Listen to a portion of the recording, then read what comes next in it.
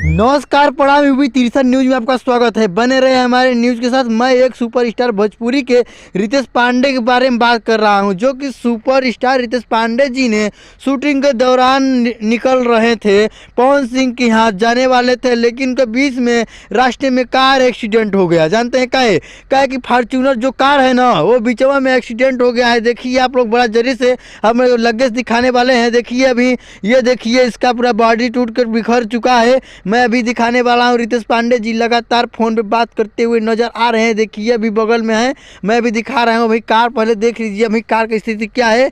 ये देखिए रितेश पांडे जी अभी लगातार फोन पे बात करते हुए पवन सिंह से नजर में आ रहे हैं।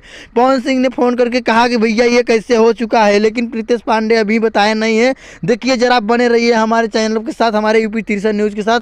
अगर आप रितेश पांडे का फैन है तो हमारे चैनल सब्सक्राइब जरूर कीजिए। इसके आगे क्या होगा मैं अभी आगे बताऊंगा।